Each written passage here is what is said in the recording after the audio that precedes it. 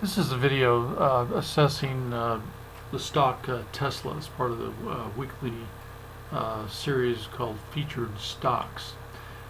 Tesla is the assessment we're going to go through is going to be a little bit different than other ones because of the unique nature of Tesla and the kind of stock that Tesla really kind of represents. So in the closer look videos, we've briefly looked at this chart here, and it's just talking about how across the Russell 3000 in a typical year, the returns are not really normally distributed.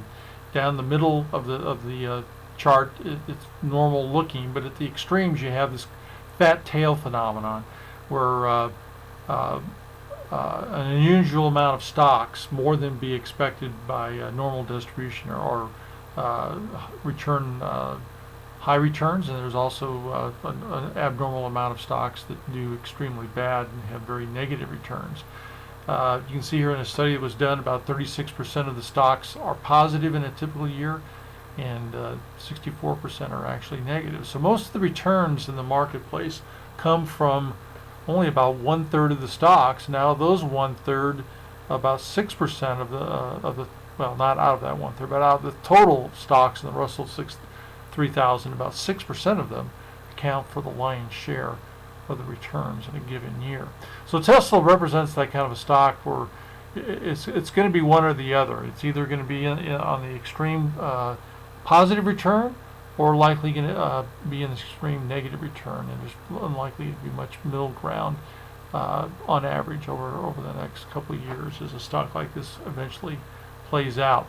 Another view of this kind of a stock is this view that was been shown before, is that risk return. You'd like to think that the higher the return, the risk you take, the more return that you're going to get. But at any point between the risk and return, there's actually a range of possible returns. And like we showed earlier, just in the previous diagram, that fat tails mean that even this isn't really that accurate, that you can't just go out and buy a bunch of Tesla-like stocks and hope that through that diversification you'll end up with an average high return. No, with these kind of stocks that have that are very high risk, typically are very fat-tailed in nature. So Tesla represents that kind of stock, and therefore the assessment that we're going to do is a little bit different, because these stocks tend to be very dependent on their stories, and each investor really has a unique story that they've come to in terms of what they think about the stock and what the prospects of the stock are. So without getting into all the storytelling and how you could convince yourself one way or another in terms of what a stock may be worth, these kind of stocks, it's best to just immediately go to the slider for growth and just move it until you don't see the practical valuation changing anymore. You can see here for Tesla that happens when you get to a theoretical valuation and a growth of 93% year-over-year growth in 46 or $406 theoretical value. So anything above that doesn't move the practical valuation. So as a refresher as to where practical valuation comes from, I'm going to bring this chart that we did discuss in the closer look series on valuation, particularly around practical valuation. But as a reminder, practical valuation is built into the Polaris website as kind of a safety net, so that regardless of the valuation, and this doesn't align with Tesla, it's just a generic slide, but let's say you have a stock that you're currently valuing at $144.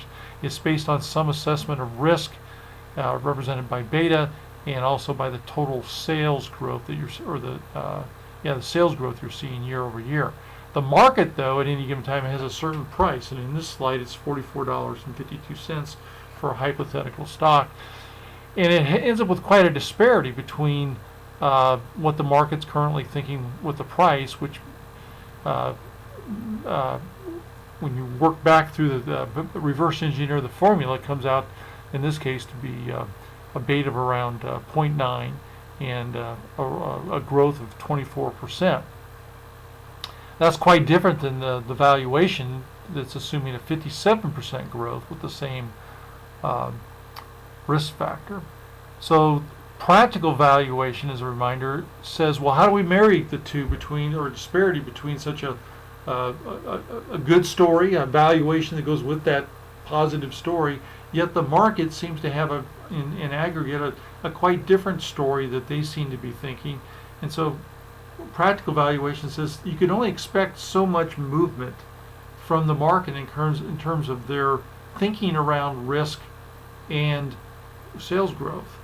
So I'm not going to go through that whole video. It's just suffice to say there's a limit to how much you can expect the market to change its opinion. So regardless of what your own opinion may be, the story that you come up with, if it gets further and further, as it moves further and further away from the consensus view, you reach a limit where just Polaris says you're not going to be, realistically, practically speaking, you just can't really plan on the market changing their opinion any more than a certain amount.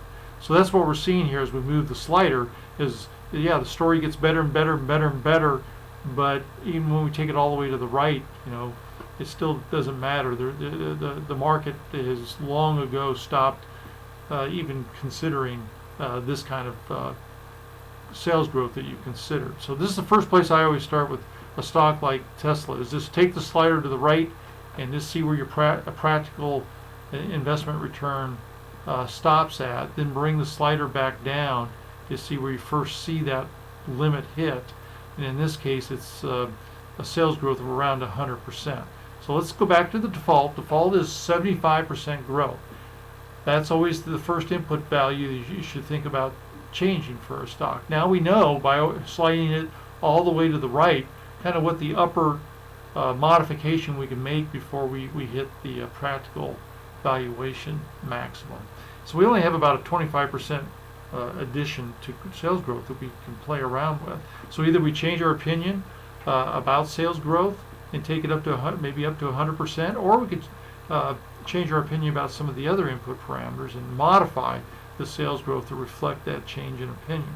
Well, let's start off with sales growth first, and if we come down here to the bottom, we can go off like we do in other, like we've done with other feature stocks, and we go out and see what CNN is showing for forecast for sales growth for Tesla. And we come down here, we can see here that the analysts that they've included in their assessment here has a consensus growth of about 72% per year. So that's in line with the sales growth that we're thinking based on the approach that Polaris uses to create the default. So it's in the ballpark of what the CNN site shows. So on the surface, it seems like a reasonable number to stick with, is 75% year-over-year growth.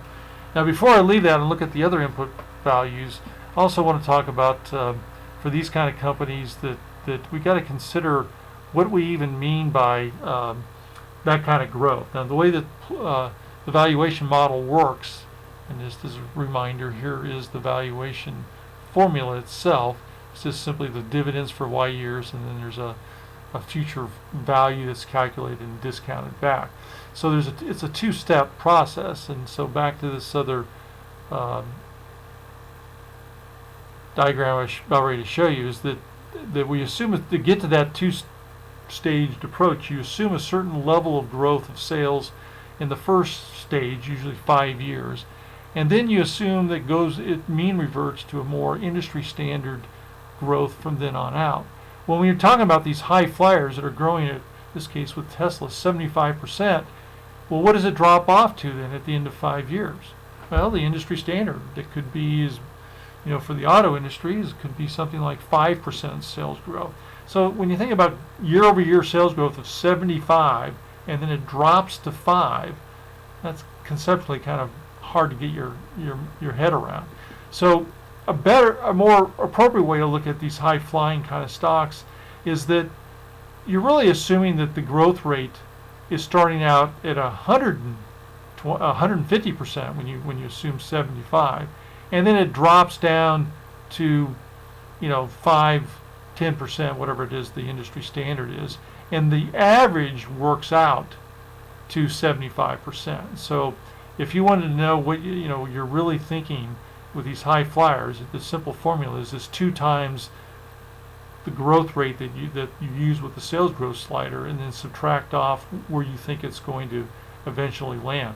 Now these high flyers, the growth rates are so incredibly high that where you eventually land is so insignificant in terms of relative value that you can almost assume it's zero. So that's why I like to say, okay, a high flyer, anything over about 20% growth, I'm just going to multiply it by 2 and say, okay, it's really assuming I'm starting off at 150% growth, and then I'm going to end up at the industry average of 5 or 10. So that makes more sense than thinking that we're just going to have high growth and then boom, all of a sudden just drop down to an industry standard growth. Now we're going to have very high growth in the early years, and then we're going to gradually drop off to the industry standard. And you can do that by using an average across that first 5 years, which in this case we're assuming 75%. So another way to think about sales growth is, besides checking it against CNN or other sites, is to, if you happen to be keeping up on the news, particularly with a stock like Tesla, it's hard not to keep up on the news. But here recently they said that they had produced about 80,000 cars during their life. They were hoping to get up to 5,000 a month production capacity, or per week. So that's about 250,000 cars. When they've only been up to now, they've only produced 80,000. So to think that they're going to take production, that would be almost a 3-fold increase in production. And that's not even year over year. This is from the life of the company till next year. They're going to increase 3-fold. Well, that works out to a 200% growth. And just using that method I just talked about, where we assume that the starting point of the high growth where we start from is essentially 2 times the average rate that we're assuming. That would make it 150. But remember, when you figure out future sales, it's 1 plus the growth rate. So that's 250% from where we are now. So that's in line with that number from 80,000 cars to 250,000, to think that we start right around 150% growth and then eventually get down to 5 or 10% 5 years out. So that justifies, yet again, the 75% is probably a number that's reasonable to go with. Now, going down and looking at the other input values, the main ones that come into play when you're dealing with a high flyer like this is profit margin and, well, it's primarily profit margin. So right now we're assuming a 5.3% profit margin 5 years out. But a company like Tesla, they could be creating a whole new industry where instead of thinking that they're going to mean revert to an automotive standard profit margin, they may end up defining a new profit margin. In fact, O'Leary, the analyst that appears on CNBC recently, was talking about the fact that Tesla does not have any engineers currently working on combustion engines. Their whole company is geared toward electric. If you compare that to a Ford or Chrysler, as they introduce electric cars, they still have a big infrastructure all around combustible engines. So you think, well, okay, Tesla may have a competitive advantage long term not to have all that legacy investment on combustion engines, and if they focus just on electric engines, they may end up with a higher profit margin. So let's go with a profit margin, let's say of 7%. Well, 7% compared to where they are now, that's almost a 40% increase in value. So if you watch the other videos, you know that in order to get a 40% increase, the way to bring that into the assessment here is just 40% increase in price. When it's at $250, that would take it up to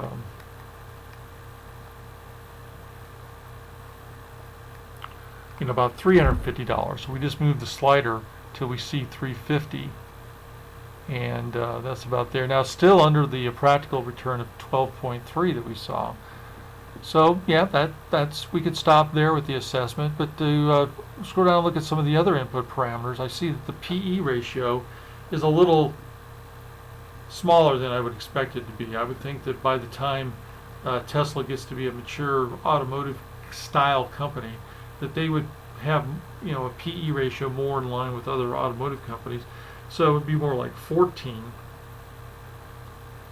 So that would up it again by about another 12%. So where we are now at 350, that would take it up to about 400. So I'm going to move the slider to the right till I get to about 400. And now I've hit the maximum. I know that no matter how much more I move it to the right, I'm not going to get any higher practical investment return. But let's just see if there's anything left that we would want to, you know, the share issue looks reasonable, that they're going to have to continue to issue equity to cover their growth. And then the other main one that we would consider would be, could their growth go on for more than just 5 years, but for 7 years?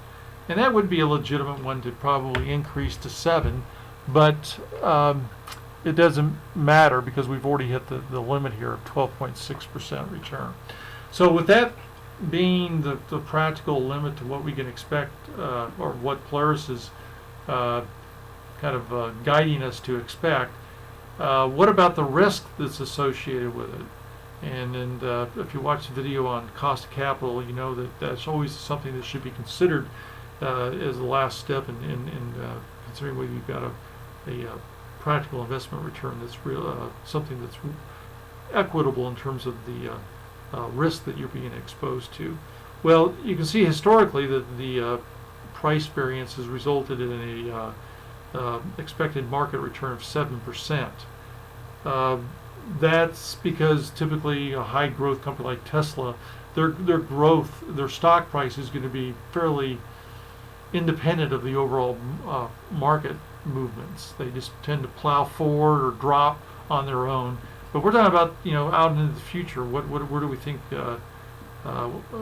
we want to kind of categorize here risk instead of calculate it? So what do we feel more comfortable with in terms of thinking what the likely kind of rate of return we should expect for the level of risk that we're seeing around this kind of company? Well, without going a lot of running out of time here, I'm not going to go in and go into a lot of detail here, but the overall, an average stock in the S&P 500 has a market expected rate of return of about 7%. And I would put Tesla easily at least double that kind of risk that's associated with a 7% return. So I would think the beta would be more like you know, double the average in the market, and that we should expect more of a, you know, 14-15% return. And as you know, if we were to lower the cost of capital to 14 or 15%, it would drop the practical valuation below the current market price, and that would be a clear signal that the risk associated with this would outweigh the return. But if you would just lower your expectation risk assessment to, you know, 12.6 specifically, this would be in line with what you would be willing to go forward with. So that's where I'm going to end up on this video, is that with some pretty lofty expectations in terms of sales growth, in terms of eventual PE, and also that they are going to be able to eventually land at a profit margin higher than the automotive industry. And the riskiness of doing that seems actually that this is a prospect, that yes, that risk return, although I'm sure people would like to see it maybe the return potential being 20-30%, but 12.6% seems like what the price where it is today seems to be what you should expect, and the risk associated with that is in line. So I say it's definitely a prospect.